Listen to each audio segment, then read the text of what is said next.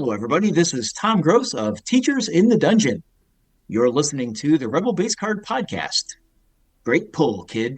We still have 50 Star Wars baseball card collections left. And that includes the Chewbacca if he played for the Brewers card. That is lovely. He's a second baseman there. Yeah, beautiful. That's a good-looking card. That's the winner. Everything's gonna be all right, kid. You found the Rebel Base Card Podcast. She may not look like much, but she's got it where it counts, kid. I'm your host, Greg McLaughlin. Have I made a few bad decisions? Sure. We talk about cards, collecting Star Wars, and to people in the Star Wars community.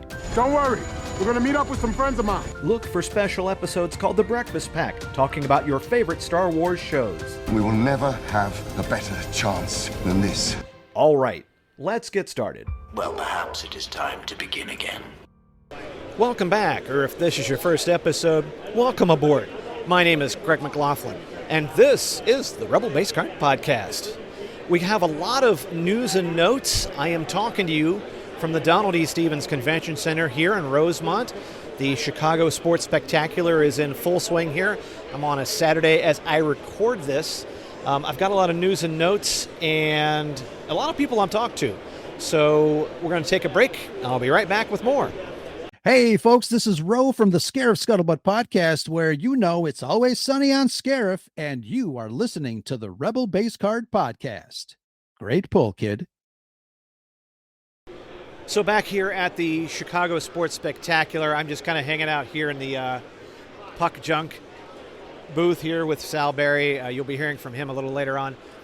But one thing I did want to kind of talk about was a little bit of some of the new releases. I might send some of this back to the studio to kind of go over the breakdown, but two big releases are coming. One already happened, and that was on 3/14, and that was the TCG Star Wars Unlimited. They did release their Jump to Lightspeed set. Greg Cass got his pre-order before I got mine, and hopefully we'll be getting a chance to talk to him about the cards that he saw and broke. My package is somewhere in transit. I think it's in Indianapolis.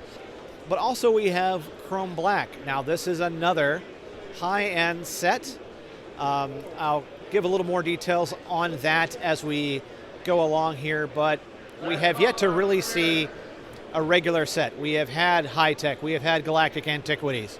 Now with Chrome Black, this is another high-end. So although the prices on the hobby boxes and cases look more of what you'd expect a regular hobby box to be, it is still few cards. But one of the things I will say that make Chrome Black a little more unique is that the autos that are included, if you break them, are encased with a little bit of tape that has tops on it. So that makes the autograph nice. It also makes it nicer if you go on the secondary market and pick up those autos for a steal. Rather than having to go in on the hobby pack and maybe pulling a blind auto that maybe wasn't one you were looking for. So for the casual collector, I would say this is one to keep an eye on. We've talked also in the past that because we've had these releases kind of stacked, that, hey, remember high tech? It wasn't that long ago. That between that and the Galaxy and the Galactic Antiquities, you know, there's a lot of cards out there, and thus, if you are keeping an eye on prices, now may be the time. If you're doing, whether you're doing a set build or you're looking to grab a certain character, this might be the time to keep an eye on some of the older releases with an eye on what's happening out there in the future. So just something to keep an eye on if you are into it. Yeah, I mean, is there going to be perhaps a little bit of fatigue? Perhaps. I've talked to some collectors and they go, you know what? I've already kind of put a lot of money into it this year. Is this another set I want to kind of invest in? On the casual side, when I talk to people who just dig collecting, but they're not like hardcore serious ones, they're looking to try to find it at their local Target and Walmart, and they're just not seeing it. So I think there's opportunities here. I do think we're going to have a Chrome release this year, and that'll hopefully be something that has good blasters in it that you can find anywhere, but along with hobby boxes. I like seeing a range of the product out there so that your higher end collectors and your casual ones, everyone gets a little piece of it and something you can kind of chew on for a bit. And so more to come on that as the weeks are there. The one last thing I said as I'm kind of wrapping up here before we get into some of our interviews is that Star Wars Top Star Wars Card Trader has been celebrating their 10th anniversary. They did a new base set as well as some 10th anniversary stuff, plus the event that were in the app. There's more that's going to be coming on that. I have talked to Topps Digital. They're excited about what's coming. I'm excited about what's coming, and I've been enjoying this event. It was fun because they had a scavenger event, and it kind of forced you to kind of go look for the card, try to find a person who had that, but there was a lot of back and forth. Some people were trading for some of my cards and then trading it back, allowing me to work with other folks and allowing me to help them finish their event as well as mine. And I didn't quite know what was happening. I'm like, why all of a sudden people are coming after a Derek Laufman sketch, like a sketch one from, and I had 7 or 8 copies from a couple years ago, but that was why, is that it was part of the scavenger hunt. And if you are working on yours and you see I have the card, send me a trade, I'll send it back, and then you send it back to me, and that way we can help people out. But it was really fun. Like I said, at the time you're going to hear this, it's a little past, but you can always find me in the app at Corn-Fed Tech. And I thought this event was nice because it forced people to do trades.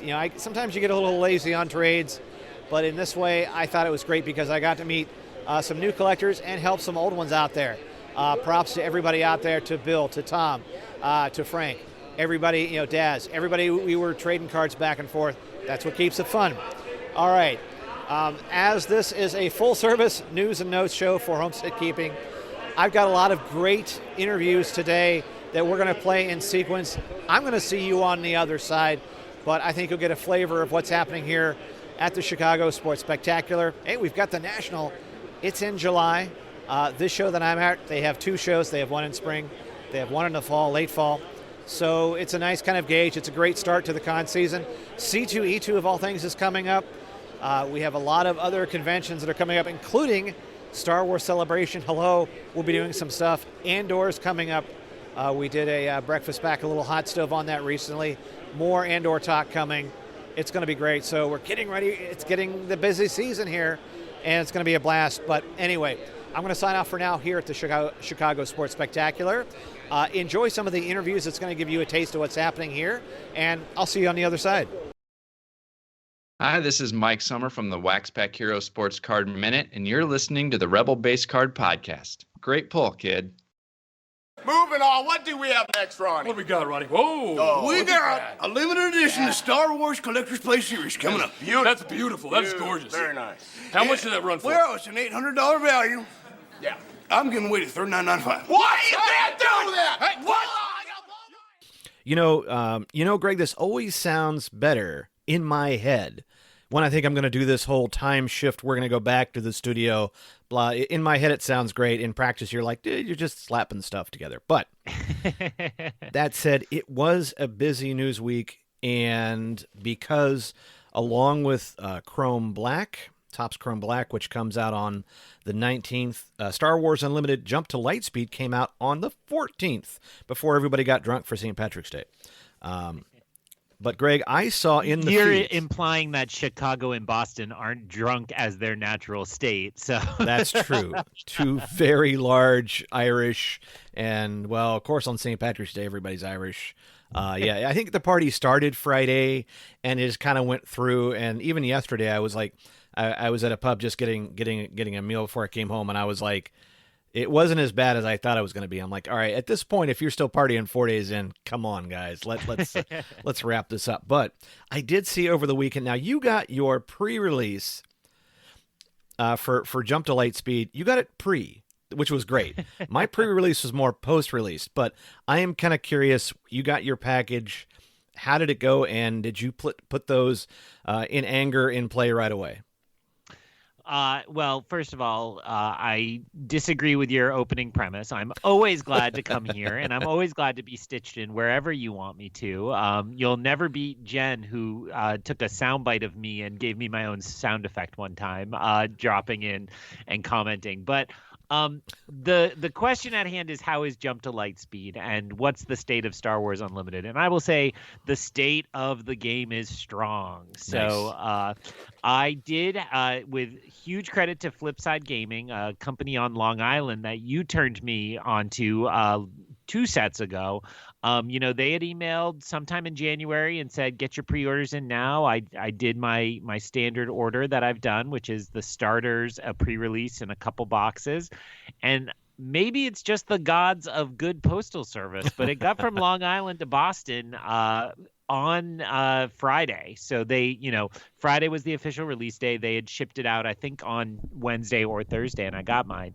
Now, I know you're a little farther from them, and so, as you noted, maybe yours took the roundabout route. But, I think your product, you just got the pre-release, so that was actually available the weekend before. So you were sneaking that in a little bit, but then it took you until after the opening to get here. So, yeah. Now, have you opened yours yet, or you? I was going to open it right after we got done with your report because I thought I saw some cards in play. But one thing I would have to say is I really like the concept of a pre-release box because, maybe if I already have my decks or have all that together and I want to sample, but I want a little more than just like a couple of packs because, in the beginning it was hard to get anything. So in this case, this has, my pre-release box has 6 boosters, 2 promo cards, which was pre-release promo cards. And then you get the 19 counters. You get a little deck building guide, divider card, and a deluxe quote unquote deck box, which might be the plastic one. But we're gonna find out here in a second. But what did you order? Oh, you said you ordered. You got the. Yeah, I got a little more than that, but I want to agree with you that the pre-release, product is great. It is designed for local game stores to have an event, right? So you would go and have a little sealed tournament where you got to take those 6 packs and build a deck, and you'd have your counters right there and everything good to go. I did that for the very first release, and then since then I've ordered one so that I could get those promo cards. This time around, the promo cards are Boba Fett and Han Solo, the kind of 2 marquee leaders for this new set.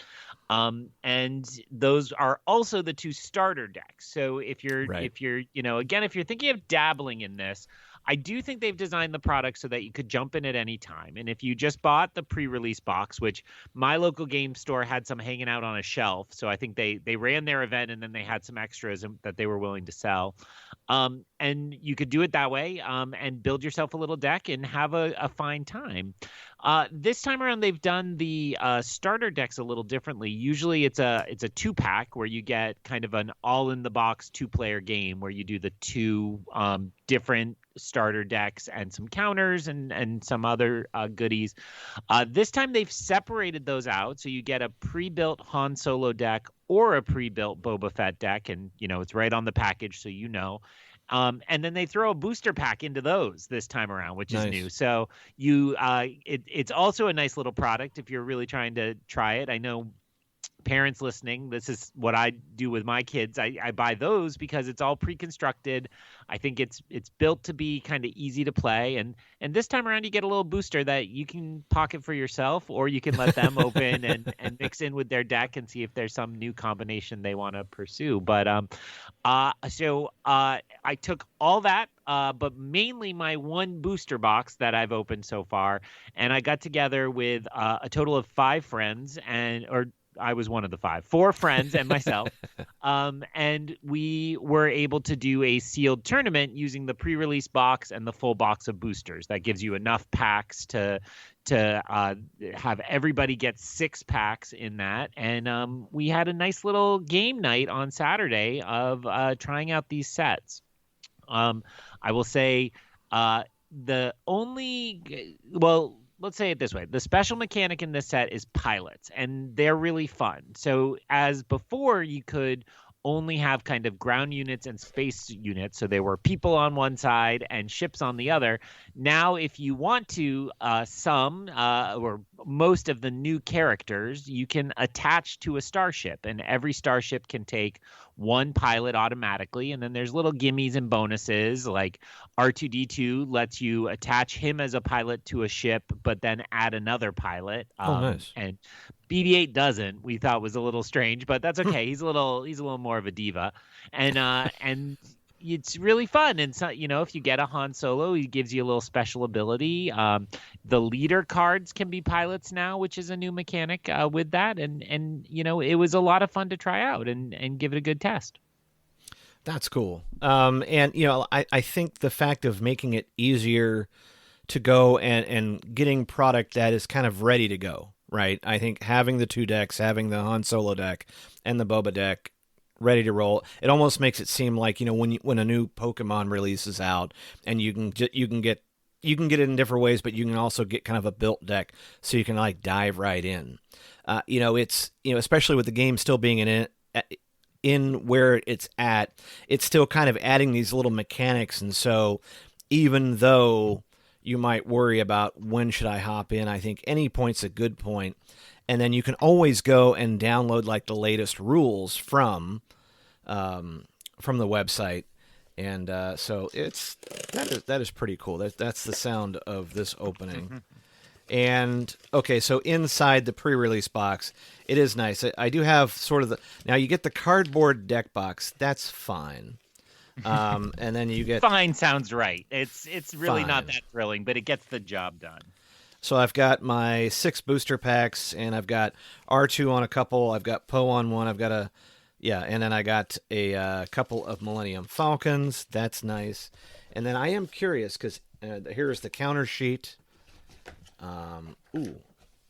Building a pre-release deck. That's nice. They put a little bit of rules in there. I am curious though. Okay.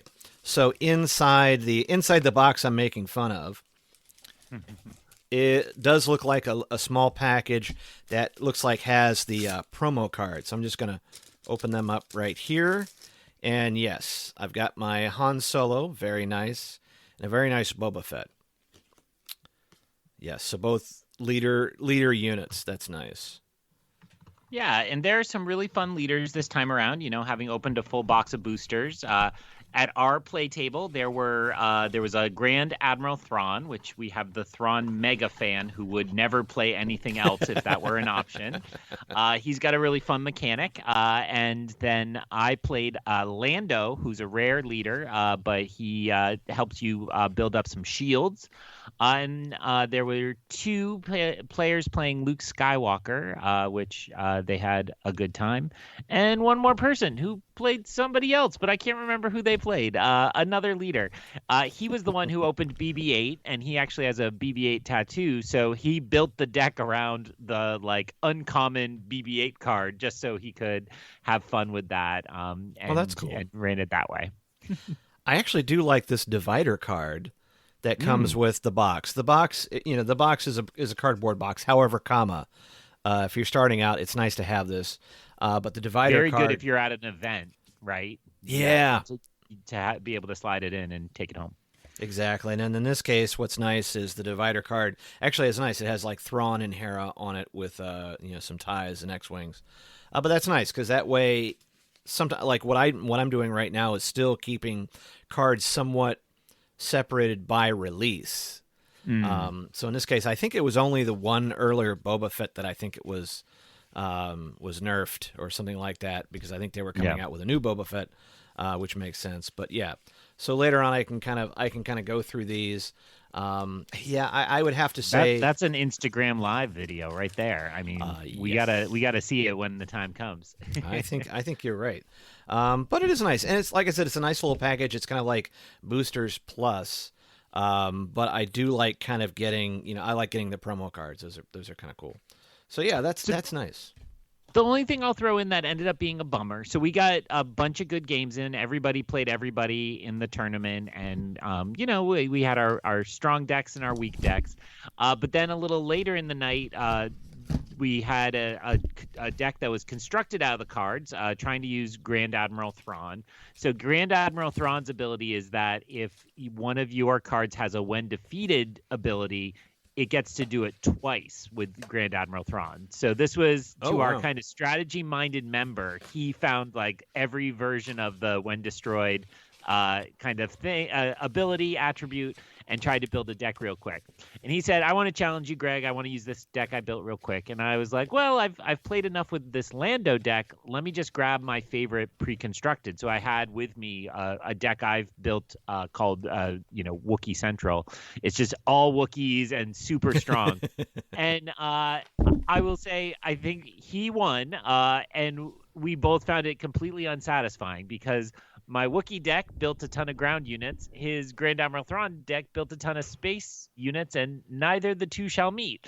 And so it just became, how much can you hit the other person's base for? And he beat me by a turn to complete my base. So that's one thing I would say I'm a little nervous about. I'm not somebody who's going out and doing a lot of mixed play, but I'd be interested to see what the tournament scene looks like if you do get kind of people focused more on space versus more on ground. This has always been a possibility. It's just that because the current set is so heavily tilted towards space, I think you're going to see some mismatch in the weekly play. Right, and I know in the play that I was seeing, it was a lot more focus was on the ground units because all the things you could do to them. And what I was trying to employ was to get space to kind of like distract. I just couldn't get powerful enough, and so I think with this, it's kind of trying to do a correction. So we will see. I'll be very curious to kind of listen to the podcast and kind of see. Eventually it'll iron out, and so when we get into the subsequent releases, with all this now, kind of put out there, how's it going to be? But I do like more balanced play. I roll my eyes sometimes when people like gun for the most, high end type. Decks, and then they stay there. And so, that's sometimes why I like the draft strategy, the draft events where it's like more like people get what they get, and you got to really show your stuff with that. But still, I think it's a fun release. Still shows me that the game is strong, and I'm kind of happy to kind of check out these. Yeah, I think I agree. When we get back from vacation, I think an Instagram Live definitely will be in order and check out some of these cards. But alrighty. Now, wait, before we go any further, let me just say in my box, Resistance was very well represented. And I know you're a big Resistance head. So we cracked a Kaz leader, a Von Reg leader. I opened a Fireball, which has a beautiful little piece of art on it with the racing hoops and all. And so, it's really fun to me that Fantasy Flight is leaning into that word unlimited. There is a set coming up, which I'm very anxiously awaiting details on because it has the word legacy or legends or legacy, legends, I think, in the title. And it's like, well, are they really going to go unlimited? And is Lucasfilm going to let them make a Mara Jade card, a Dash Rendar card, any of these kind of old 90s characters? That's yet to be seen, but it is nice that Resistance could easily be forgotten and left out of this, and it's not. I love it. Look, I'm Ion Cannon. I'm a junkie. There were characters we were looking up at the table because I had no idea who they were or what they were from. And, Fantasy Flight has a long history with the X-Wing games. So they've developed a lot of space stuff, like a K-Wing bomber, which is a really dorky-looking ship, but is one that came from that game. So they wove some of that stuff in. So it's really expansive and just unlimited. And I think that's a really cool aspect of this game. That's so awesome. Yeah, I would love to get my hands on a Kaz leader card, or I'd love to get my hands on a Fireball. I'd love to deploy a Fireball out there. I think that would be great. Maybe I don't even know if they put a bucket, if they're going to put a droid in there. That'd be great. It's probably going to be about what a typical release is about 250 cards, I want to say. So I'll be looking forward to seeing these and what some of the other cards are. But yes, Legends down the road. I think was this the second? No, November was the last release. So I think we've got one. I think the next one is July, I do believe, and so we might have one or two more releases this year. So at a healthy clip. Yeah, last year it was exactly what you just said, March, July, November. So they hit the exact same moment, I think maybe a week or two later for March. So I would anticipate a nice July release. And this is not sponsored content, but again, I would flip side is a little shop. It's not ordering through one of these giant, and they worked really well at getting me product. Of course, support your local game store if you have a local place that could use your money. But it's awfully fun. I now have a tantalizing stack. I have one booster box from Shadows of the Galaxy, Twilight of the Republic, and Jump to Lightspeed. So I've got a backlog. Next time there's a celebration or a con when we can grab one of these houses, get the rest of Card Squadron together, we could have a really fun time. Or else I've got like a little nest egg that might be, when this game goes super ultra mega platinum, I'll retire on those boxes. But oh my gosh, and what's funny is like, this night, this recording is going to come to a close, but your night is just beginning because you're going to be on the long take, and it's not just a play on words. You guys really dive deep. Didn't you win the Oscar pool based on the? Based purely on numbers, I got the most by one. I beat Jem by one. I was very upset about some of my personal misses. It's a funny thing that I wore myself ragged to see all 15 short films and all 5 documentaries, and I dropped all 4 of those categories. So I really I was like, well, again, I saw a lot of movies. I don't do it because it makes me better predicting. I do it because it's fun to see movies. But yeah, thankfully we've talked about Captain America because that just fell off long take review. It got left out. But we're doing Mickey 17 will be our next episode, and that's what we're recording after this, which is exciting. And we've got a special guest who's actually the first time we've had an internet fan of ours, not somebody any of us have ever met in real life, asked to come on the show. So hopefully it works out well, and hopefully it's a good time, or else we'll never experiment with that again.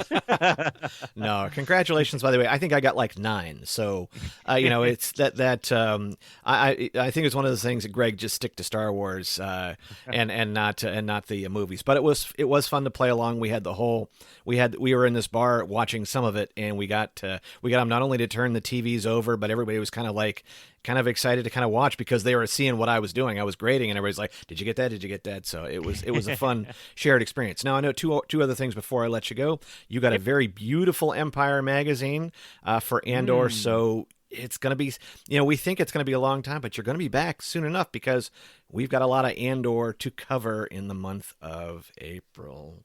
I have been hitting Andor hard lately. So if people aren't aware, there was a 1-hour live stream with Tony Gilroy last Thursday, the 13th of March, and it's available on StarWars.com.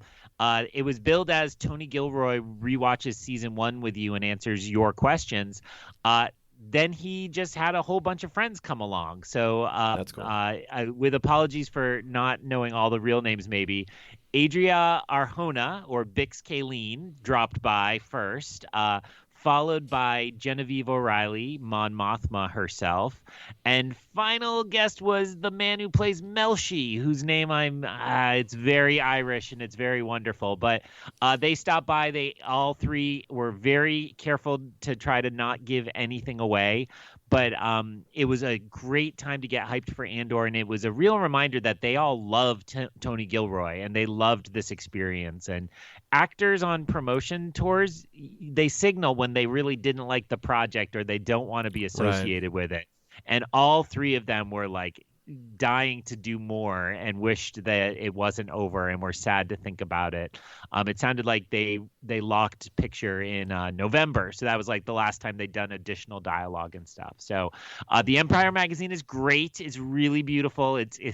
I swung by my Barnes and Noble and I was like, oh, maybe they have that Empire magazine with the Andor cover. I'd love to pick that up.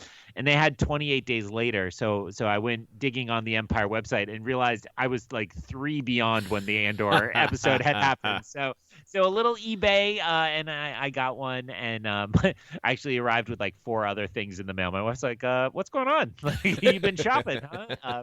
But it's a great, it's pictures that have circulated a lot. But I love having just like the one promo magazine. I've got the Kenobi one, and the when Empire remembered the prequels fairly recently, and then they did the Acolyte preview. They're fun to get. So, yeah, it was $15 well spent. I think that's about what it cost to ship it from the UK anyway, if you can't find it at Barnes & Noble. It sounds like all the comics I've been shipping.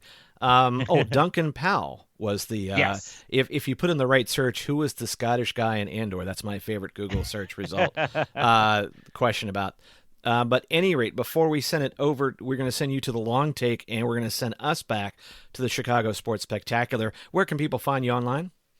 Nowhere. I've given it up. All right. No, they can find me wherever I am at Ion Cannon, EYEONCANON.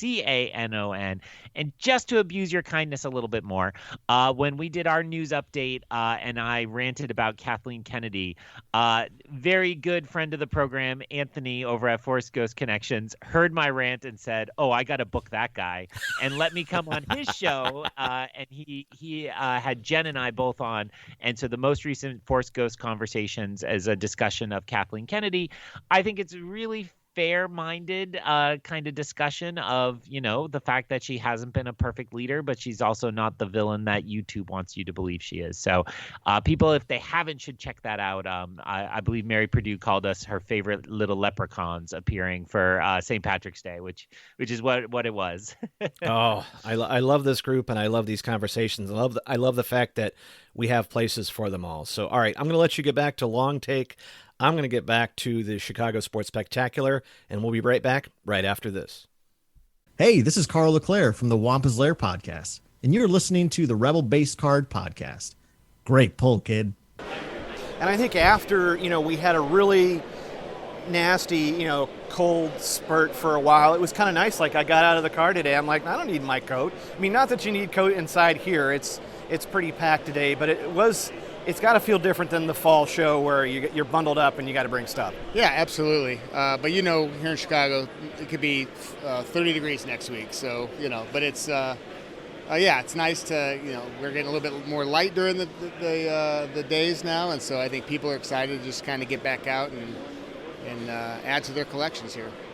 And you kind of have an interesting setup. You've got starting lineup, you got Funko Pops, you've got a little bit of this and that. So I think when people are stopping, it is a little different than a lot of the other setups here.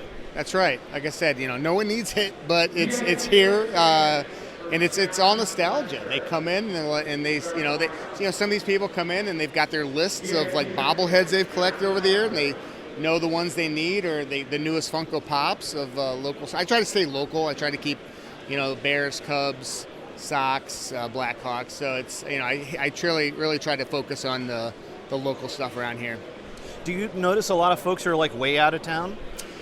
I think the autographs, people, bring them in. And then obviously this is one of the biggest shows of the year besides, the National will be back here this summer. But outside of that, it's, this show is twice a year.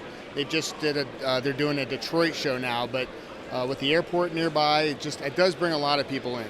Yeah, I was surprised. I came in a little late today, and I was worried, I'm almost like, all right, guys, we're parking on the roof today. But I would have to say it's probably, as we get later in the afternoon, it's going to be really crushing.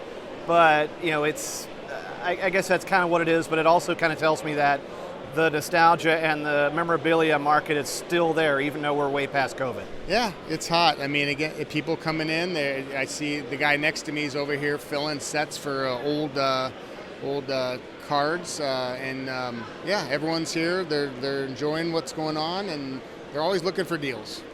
You have said it before. You'll say it again. This supports your Star Wars habit. But what are you collecting right now, or what's some of the cool things you got in recently? I'm a 3 3/4 inch guy, so any of the newest stuff that comes out, vintage collection, retro collection.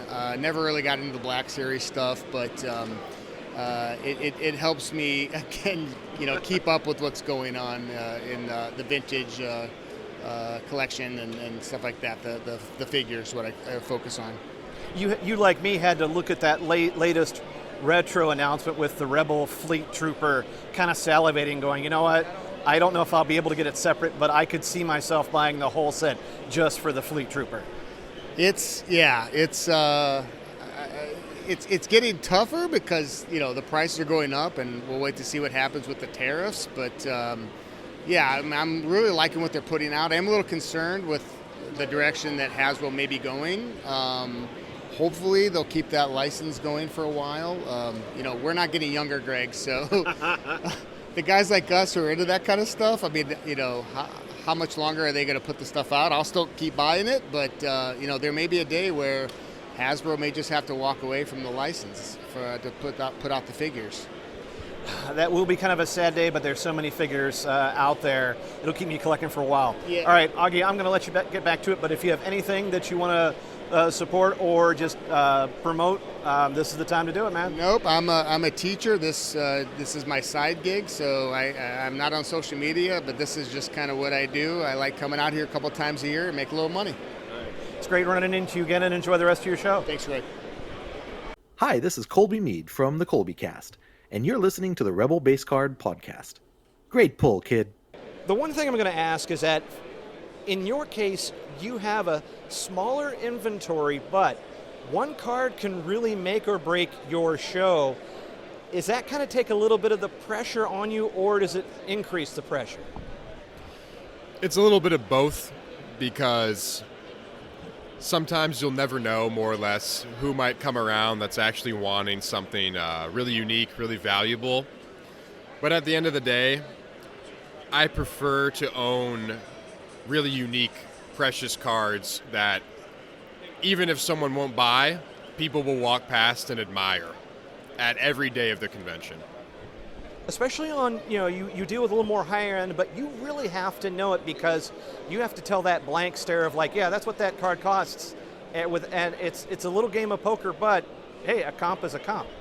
Yeah, some stuff it's tough to value exactly because, certain sketch artists, they don't have a lot of sales. There's not a lot of appearances.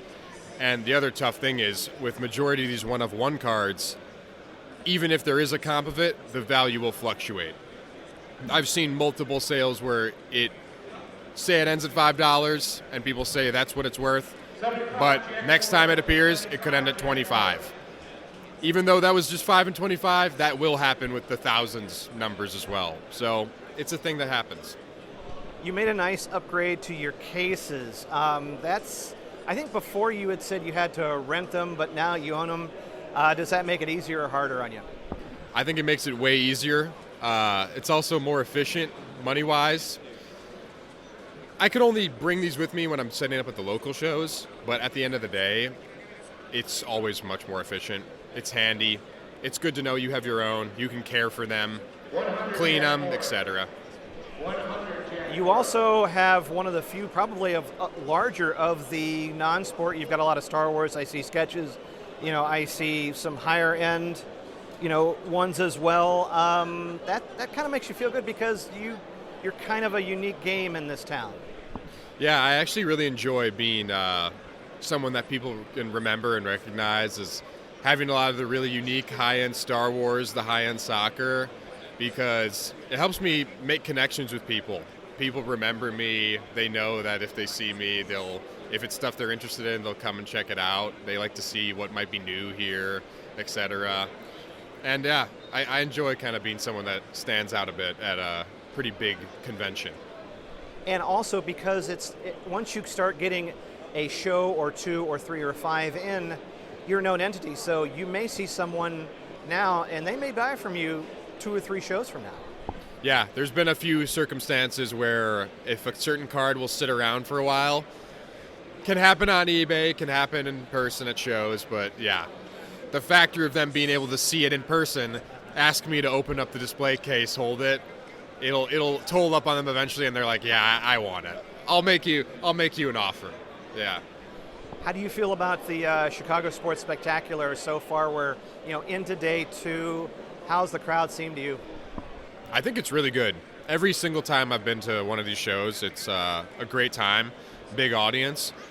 But especially yesterday and today, with the weather being rather nice for early March, a lot of people are out here having a good time, good mood. It's great here. And of course, we've got the National this year, and so if you're going to end up maybe doing this show again for the fall one, I think it sets you up pretty good because you're going to get a feel for who's out there, a feel for what you might want to bring with you, maybe to do a private sale at the National, but then maybe what to bring back or switch out for the fall one. Yeah, you get to come across a good mix of how people tell you what they really like, what they're interested in. There's also another show happening right now that's pretty big. It's the Dallas one. Some people are there versus here because from what I know, it's more like the Dallas show is more for the salesmen, the true dealers of everything, get stuff to sell stuff, where when you come to the Chicago show, you'll find a really good mix of people that, of course, are dealers, but then others that are much more unique, intricate with what they've put together, more passion added in, per se. And then just lastly, so I can let you get back to it, where can people find you online if they kind of want to check out more of your collection that didn't make it here today? You can find me on Instagram. I have 2 of them. At Bennett Ballin is for sports and soccer, and at There Can Only Be 2 is for Star Wars. Ben, it's good to see you again, and good luck on the rest of your show. Thank you, sir. Hi, this is Adam from Garbage Chute Droids, and you're listening to the Rebel Base Card Podcast. Great pull, kid. Daniel, I do want to talk about that gig with the Rockies just because it's something that we're here at the Chicago Sports Spectacular, surrounded by memorabilia, but that was kind of part of your job. Can you describe what it was and how you came by it? Sure. It was a text from a friend who said he needed bodies for the authentics department, and I didn't know what it was. And he proceeded to tell us that all we would do is collect game-used baseballs. During the game, we would track the action the ball saw, if it was a single off Nolan Arenado, if it was a pop-out by Charlie Blackmon, and we would write that down, and then we would keep track of the ball, and when it was rolled to us, we would go, okay, it's this ball that saw this amount of action, put an authentication sticker on it, and throw it in a bucket. And and then at some point, someone would run upstairs, and they'd put them in ball cubes, and they'd sell them at the game, so fans could get a souvenir of a baseball at the game. And it was the time of my life sitting in a major league dugout during a major league baseball game. In being around all that memorabilia, does it either make you more excited or less excited when you see the potential volume of tomorrow I'm going to get another bucket of baseballs? But how, does it kind of jade you a bit as far as value, or you go, wow, it's still just as popular? I think it's still just as popular. The thing that always struck me was how excited the players would get, because sometimes players, they would track their own stats and they would want certain balls and they would want certain things for their own collection. So to be sitting on an overturned bucket and a player saying, hey, if I hit a double, can you save that ball for me?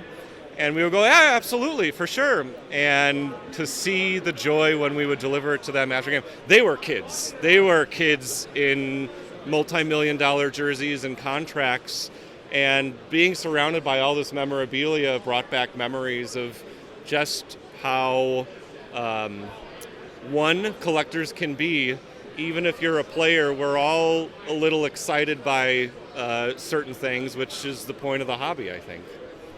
And I think it's something where, in a former life, both of us kind of worked at a fruit store selling things of high value and talking to folks about the kind of money that it's like, well, this is just going to cost it, but you get quality. When you see memorabilia like that, or when you're even selling it, you do have to kind of say, yeah, well, there is a market for it, where maybe some people go, well, or like me, I'm a cheapskate, right? But you have to go, no, this is the value of it, and I'm okay selling it that, or we're going to come to an agreement, but it's still going to be this valuable. Yeah, I think so much of being part of this hobby is the wonderful question of how much is this worth? Because sometimes it's easy to find out how much something is, and sometimes it's not.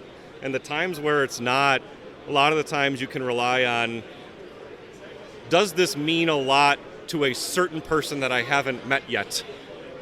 And when we were at Apple, we would see the parents saving up money to try to buy their kid a laptop for college. Maybe it's the first kid going to college, and we saw how much that base model MacBook Air meant to them because the parents were saving up for a while, and it's what the kid wanted, and it was beautiful. And the thing that struck me here is the amount of children. The kids here not only know the hobby, they are wheeling and dealing. And I thought, what an interesting memory for them. When I was a kid collecting, I never wheeled and dealed. I had my dad do that.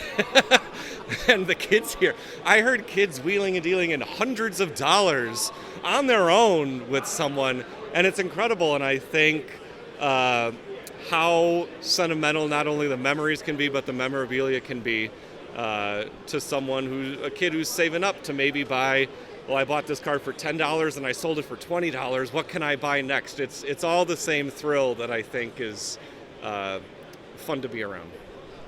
Once you kind of see, and we talked earlier about parenting because that's what people when they get a little older does, but do you think maybe you've dealt with memorabilia, do you think down the road, boy or girl, someone in your family, what kind of memorabilia do you think you would be like, telling your future self perhaps, like, you know what, you can save, everything has some value on it, but if I had a little bit of this or that, what do you think that thing may be that you go, I'm going to just shove this in a closet someday, but that's yours? It's funny that you bring it up. It's come to the forefront of my mind for a while. I used to save ticket stubs to every event I went to, from Cubs games to Monster Jams. I saved them all, and I just put them in a Skippy jar, thinking this will be fun as an adult to just jog my memory of where I've been. And it did do that. So I think telling my future kid, now that everything's digital, I think there's got to be a way we can save either tickets or pay the extra $5 to get a commemorative ticket to save that. And the story I want to tell this future kid is we were big wrestling fans when we were growing up, WWF at the time. And we went to a random SmackDown at the Allstate Arena, and I saved the tickets, of course, and it just so happened to be the SmackDown where little known, actually wasn't really known, a new star called John Cena made his debut. And like a year ago, I thought to myself, I wonder if that ticket's worth anything. It's somewhere in my house. And I Googled John Cena debut ticket, and my eyes bulged out of my head for not only how rare it was, but the provenance of how much certain ones had sold for. And then I tore up my basement trying to find the Skippy jar, and I found the Skippy jar. I had the ticket. I got it graded by PSA, and it was not only a wonderful thought to say, well, I was actually there. That's kind of better than the ticket stub. But to say, I don't need this ticket stub because I have the memory. I would love to find someone who either gets something out of this sentimental or is a big collector because I have the memory. I would love to find someone else to enjoy this while also enjoying a very nice steak dinner due to the profits, which was wonderful. It was great. So ticket stubs. Well, and then just lastly, is this your first card memorabilia show here, or is this a multiple one for you? This is my fourth time at the Chicago Sports Spectacular.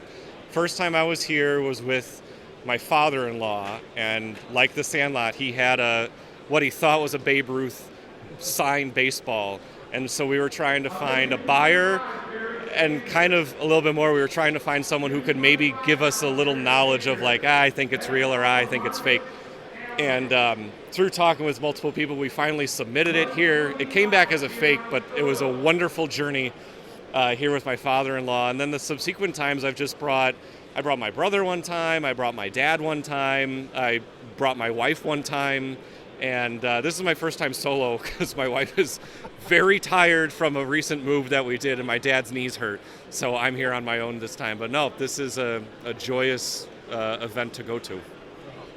Well, awesome. And if you have anything online or an account you want to talk about, It's time to do it, Daniel. Absolutely. It's called Parkwoodcards. On eBay, it's Parkwood Cards Co. because I don't know why I wasn't able to get Parkwood Cards.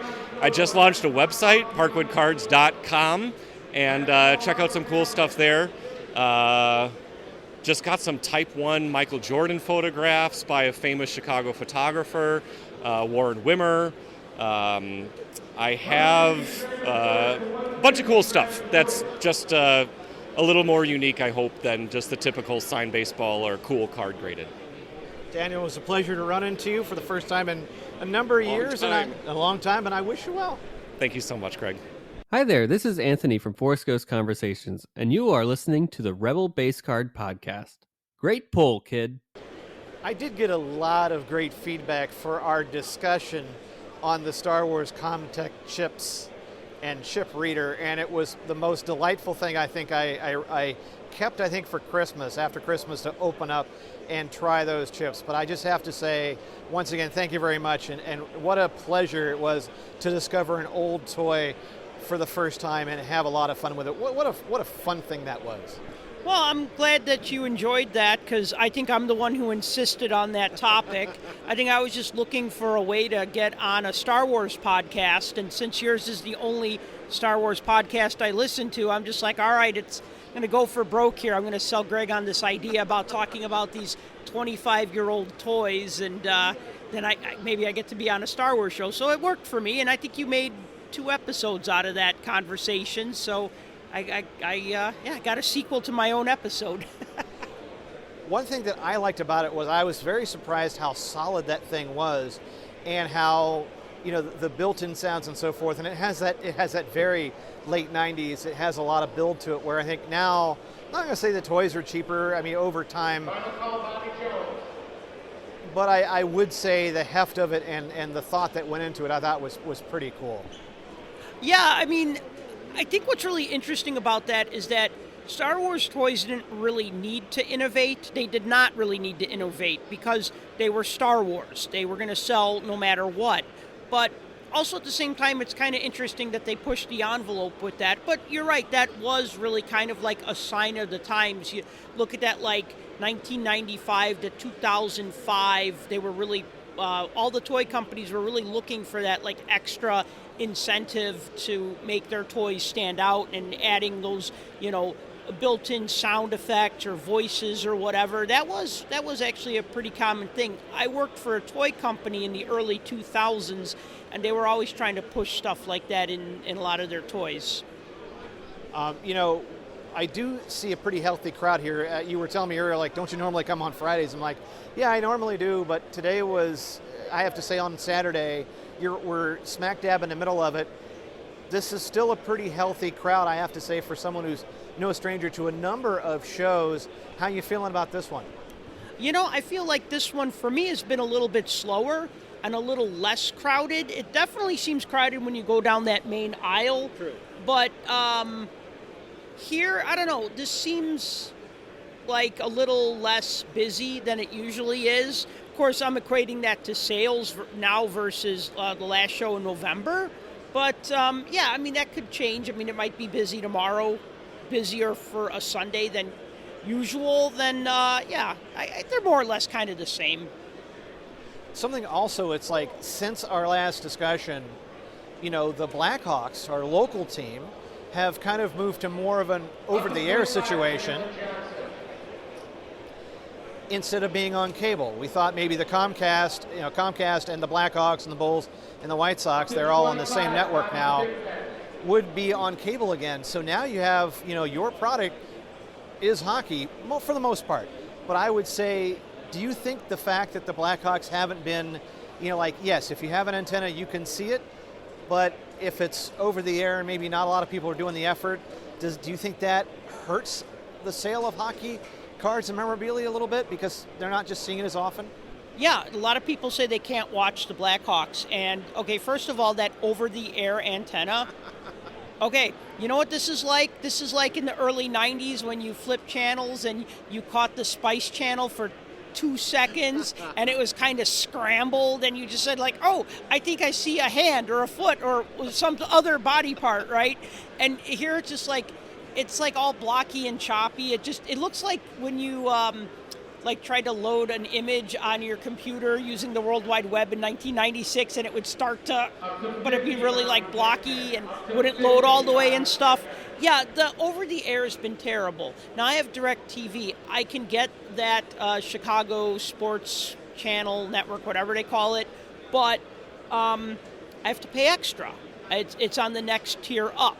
It's not even available on Comcast, which is the biggest provider, Comcast Xfinity. So those people who subscribe to that service can't watch Blackhawks or Bulls or White Sox games. So it's ridiculous.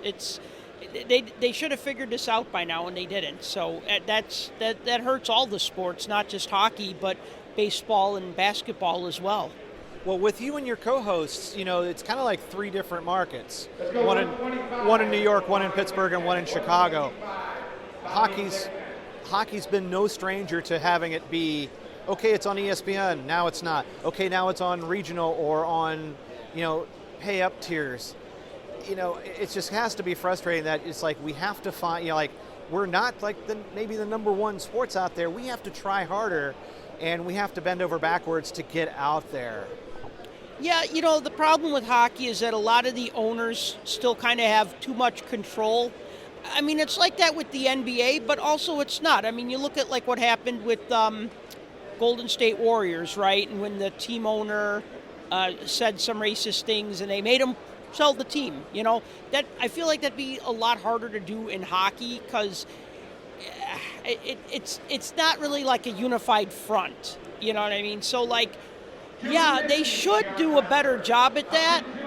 I like the broadcasts on TNT. I don't like the broadcasts on ESPN. And somebody joked on social media, they said you need like 7 different services to watch all the hockey games because you need your local thing, you need to get ESPN, you need to get TNT. Okay, those are on basic, but still. Right. And then you need whatever regional, I think I said that already, and then sometimes games are on NHL Network only. You know what I mean? So it's a mess. It's a mess. So, and lastly, what are, we kind of talked when Connor Bedard's cards were just coming out. He's been in the league, not necessarily the breakout, but then again, the Blackhawks themselves, if we're going to get local for a second, they're still struggling. So as someone who, this could be the face of not only a team, a franchise, but maybe a younger face in the league, what do you think as far as his potential and some of the product that you have or maybe have, brought out to sell? I mean, his potential is great. He's a point per game player right now. Nathan McKinnon of the Colorado Avalanche recently hit 1,000 points, and he said, I would have killed at 19 to be a point per game player. And Connor Bedard is doing this. He's getting a point every night. He's doing great. I think people have sometimes unrealistic expectations for a guy who's 18 or 19. They're really good at the junior level, and then they get to the pro and they do just okay for a couple of years, before they become breakout game changer superstars. I mean, he's made a lot of really good plays this year. He also took a 10-minute misconduct penalty the other night, which was, that helped my fantasy hockey. I said, well, okay, he's not going to get any goals or assists, but he did get me 10 pims, so I'll take that also. But as far as collecting goes, a year ago, it was people looking either to buy the card because they were into the hype or because they wanted an investment. Now it's more so the collectors who said, I am collecting this player, I am looking for his cards, and not so much like the, oh my God, I need to have the it card so that I could turn around and sell it, 5 days later at a markup, right? That's not happening. In fact, one of the it cards, his Upper Deck Young Guns card, has fallen in value because, there's a lot of them. There's still a lot of Upper Deck Series 2 product out there. There's a guy down there from me who has blaster boxes and mega boxes. A year ago, mega boxes were $120. People were selling blasters for $50, $60. Now things are kind of back down to closer to what they should sell for. So, the retail price at Target or Walmart. So the mania has died down, but a lot of new collectors were minted from that. So he is a collected player. It's just not as feverish as it was a year ago at this time. Well, you bring up a good point about, like, at the end of the day, more collectors got into it, more people are discovering hockey. This is hockey's time to take advantage of that, and especially Upper Deck, because of course they lost the license to Topps on the Marvel side. So Upper Deck maybe can get, they're picking up maybe DC, but maybe they can give a little more and even a little more love to the hockey side. I think Upper Deck does give a lot of love to hockey. They do push it a lot. They're at the Fall and Spring Expo in Toronto. They do put most of their effort into hockey. I think they do a good job. However, I don't think they're going to have the exclusive much longer. There's a new collective bargaining agreement that's going to be coming up. I think maybe not this season, maybe next season. Also, you have the juggernaut that is Fanatics. Okay, Fanatics makes NHL jerseys. If they wanted to make hockey cards, I think they could make it happen. You know what I mean? Like, we want to do this, we could do this for you, or we'll do this for you, or whatever, right? I mean, I don't understand all the business dealings, but it's like this. If Topps makes baseball, football, and basketball, and they don't make hockey, well, they could be successful without making hockey. That's the fourth sport. But if you see it as a growth potential, or if you say, you know what, we have 90% of the sports card market, we want that last 10%. Oh, they also have soccer, I think, or they will. But with the new CBA coming up, collective bargaining agreement, and with Fanatics owning Topps, and a lot of collectors saying, oh, it'd be great if Topps made hockey cards again, I think this is going to happen. It's just maybe within a year or so. And I'm sure that's going to be stuff that, a lot of fertile ground for Puck Junk to talk about. What is coming up, or what have you guys been really chewing on the pod? I mean, lately we've been talking about a lot of the new releases, like just hockey card releases. I mean, we also talk about like what's going on in the world of hockey. I mean, we're all sports fans, so we'll talk about what's going on in hockey. Because without hockey, you can't have hockey card collecting. Just like without Star Wars, you can't have Star Wars card collecting. So you kind of have to talk about both. And so people can find you and the podcast and find out what you're doing. Let's go over those links. Oh, yeah. So the podcast can be found at puckjunk.com. My blog is also there. I'm on social media at puckjunk, PUCKJUNK. And I have a store at shop.puckjunk.com. Sal, once again, always a pleasure, and I will probably be seeing you at the National. Awesome. Looking forward to it. Hi, this is George from Meanwhile the Podcast, and you are listening to the Rebel Base Card Podcast. Great pull, kid. So on the same week as the Chicago Sports Spectacular, I did run into my friend Tom Gross, who was on a little different mission this week, but still in Rosemont. And we had a chance to catch up after having done the Steam into Star Wars earlier this year. And of course, him doing Teachers in the Dungeon and going to Gen Con later, I did kind of want to see what was going on with him. Let's check that out, and we'll be right back. This is Mark Mulcaster from Fan for Tracks, and you are listening to the Rebel Base Card Podcast. She may not look like much, but she's got it where it counts. First off, normally when I leave Steam into Star Wars, I see Tom out of my rearview mirror as I'm going away. But in this case, Tom came up and seen me, so I guess it's good to see you. Last time we saw you was in January. But I did want to ask, if we had like a forensics on Steam, how did it go for you? Oh, Steam was great, as it is every year.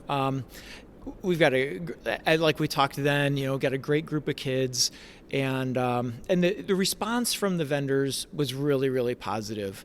They really enjoyed the time that they got to spend there, but what they really enjoyed was the people who came to visit with them and hang out and talk to them. It's just because for a lot of these vendors, especially like the gaming vendors, the 3D printing vendors, this is not exactly their target audience. And so they got to meet a lot of new people, see a lot of excited kids that, see in their product that you don't see in regular places.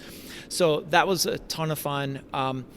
We did really well with our fundraising that at that event, so we're really happy with that. So we can do some extra things during the school year in our clubs, and so yeah, it was just a really good year for Steam Into Star Wars.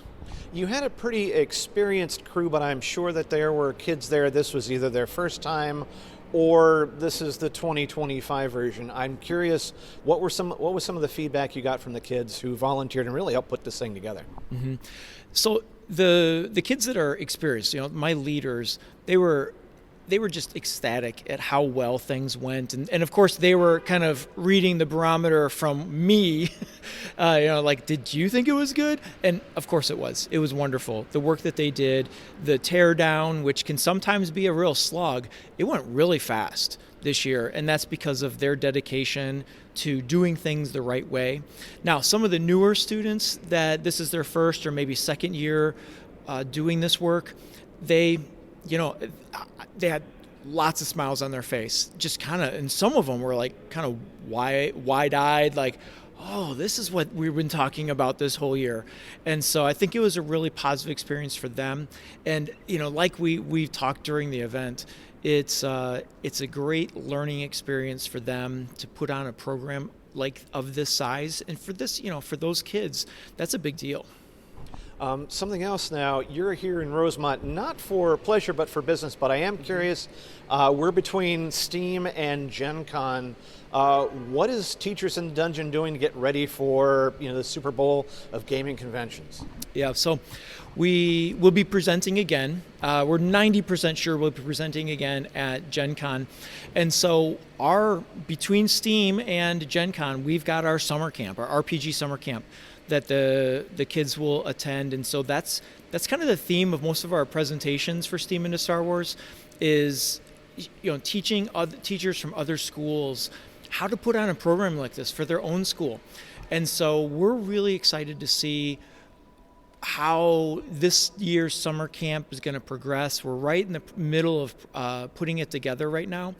And so some new programs, some old faces that have been, very great with volunteering their time, but we have some new events this year that we're really excited to see how they work out with the kids. And so that then links to Gen Con, because we'll take our experiences of that summer camp and really our game club from this entire year, and we'll talk about that when we go to Gen Con. And just lastly, I know I was just going to say, because I think Tom's forgetting one of the big things they're doing at summer camp this year, is they're bringing teachers in, a group of teachers in to give them some of this training and hands-on, to see the kids work and to perform this PD, which they've never done before. And I think that's going to be a big addition to his and Dan's presentation at Gen Con this year, which will be brand new. Yeah, I don't know how I forgot that, but I did. Kind of a big deal. It kind of is a big deal. So yeah, the day before the summer camp, we'll bring teachers in for, we're calling it an express conference. It's a 2-day conference. So the first day they'll come in, and we have a keynote speaker, Adam Watson from Kentucky, who will talk to teachers that attend this express conference. He'll just talk about, the benefits and of running RPGs in schools, what it teaches kids, from everything from communication skills to problem solving to how to have fun at a table with other kids in a creative storytelling sort of fashion. And then we've got some other programs, not programs, but sessions that will be teaching teachers how to put on a summer camp like they're going to see, and how to incorporate role-playing games into their classrooms and things like that. But so what's really unique about this that kind of got my mind thinking about, like, we should bring teachers to look at this, because we do have interest in people reaching out to us saying, could you tell us how that summer camp works?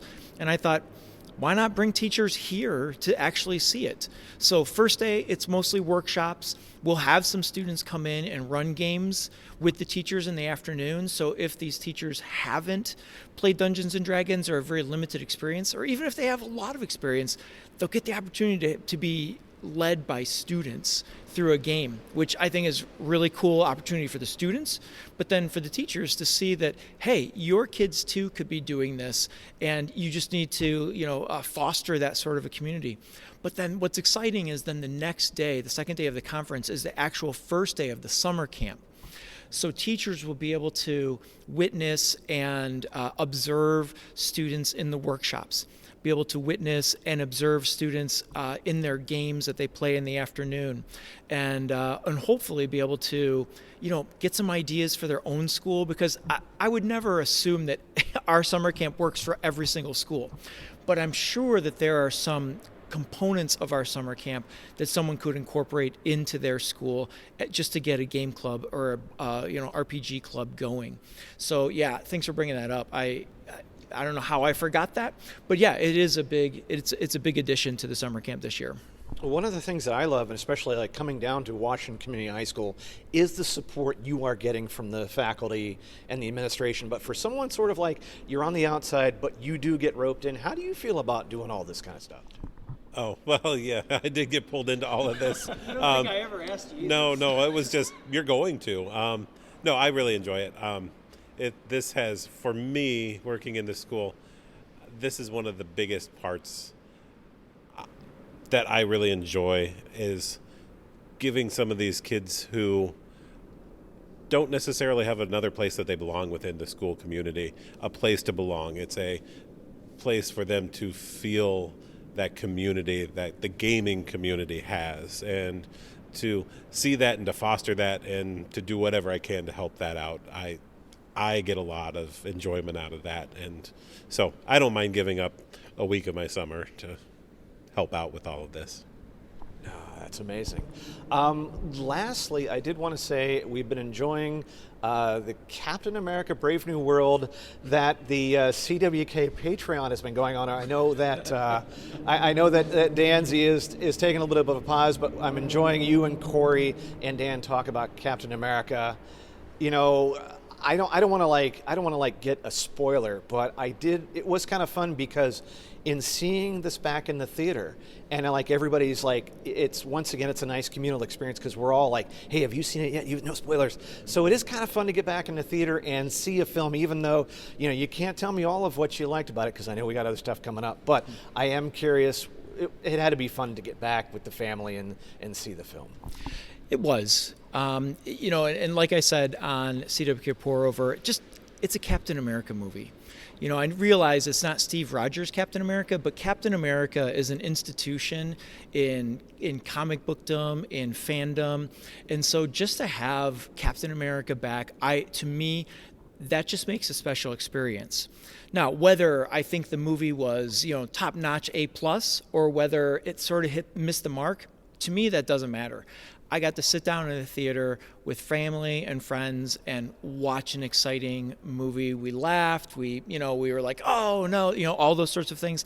That's what a movie-going experience is all about. So totally happy to have Captain America back on the screen. And just lastly, where can folks find you, or if you have an online or IG, anything that you want to promote? Well, I don't really do any of that. I just go on the coattails of Teachers in the Dungeon. So Tom's got all of that. I will let him promote that end. He's got his whole catchphrase and everything. He goes with that. So oh, I do. Yes, indeed. You want to make sure you're rolling those 20s. That's right, everybody. Yeah. So Teachers in the Dungeon is on all the podcast catchers. Appreciate that. And then let me think. I always mess up the social media. So it's Instagram and Facebook. It's Teachers in the Dungeon. On X, it is @DungeonTeachers. And then we release shows every Tuesday. Every now and then we get a bonus show in there, but generally it's on Tuesdays. And this year we've got a pretty staunch schedule. We discuss dungeons every month. We discuss dragons every month. Those are two different shows. And then we recap our games that we play as teachers.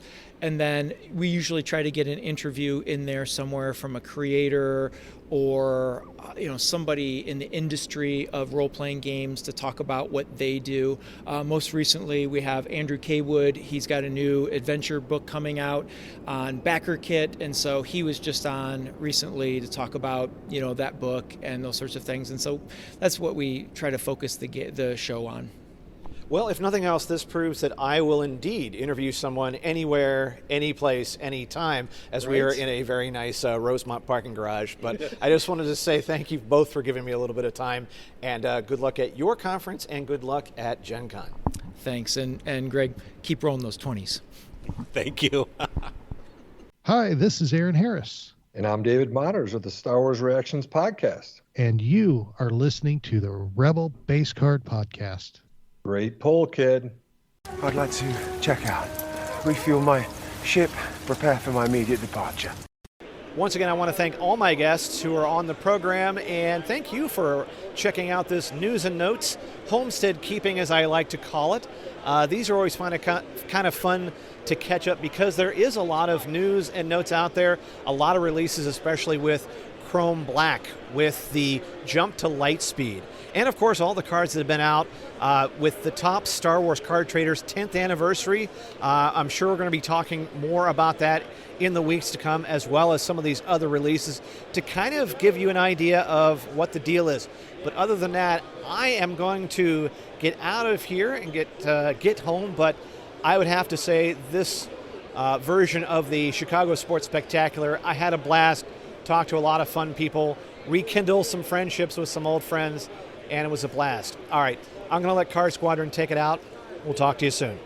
The Rebel Base Card Podcast focuses on cards, collecting, and the Star Wars community, and appreciates you coming along for the ride. If you have any feedback for this episode, you can reach out to the program in a number of ways. You can leave a comment on the Instagram post for this episode. You can also DM Greg on Instagram at Rebel Base Card. Make sure to also follow the Rebel Base Card on Twitter and Facebook at Rebel Base Card. If you want, you can send an email to greg@rebelbasecard.com. And you can find show notes for this and all episodes on the website rebelbasecard.com. In the Star Wars Card Trader app and just about every other one, you can find Greg at CornFedTech. The Rebel Base Card uses the hashtag Card Squadron as a way to alert friends about cool cards and recent drops in the galaxy far, far away. It's a great way to bring our community a little bit closer together and help one another finish our sets in time. We collect, communicate, and commiserate. Well, at least when we run out of credits or crystals to spend on our digital collections. Join the fun, even if all the other cool squadron names were already taken. And remember, we collect as one and would be honored if you join us. And if you are a sketch card artist or Star Wars artist or collector, cosplayer, and want to talk about your work, your craft or passion, drop Greg a line. I'm sure he'd love to hear your story. You can also help the show by leaving a comment or review on Apple Podcasts or wherever you got this episode. Otherwise, the mission is clear. Keep those cards out of the hands of the Empire, and the Rebel Base Card will return soon. This podcast is not affiliated in any way with Topps, Disney, or Star Wars, nor is it endorsed by Disney or Lucasfilm, and is intended for entertainment and informational purposes only. All names and sounds and any other related items are properties of their respective trademarks and or copyright holders here in the U.S. and abroad. The official Star Wars website can be found at www.starwars.com. That's it.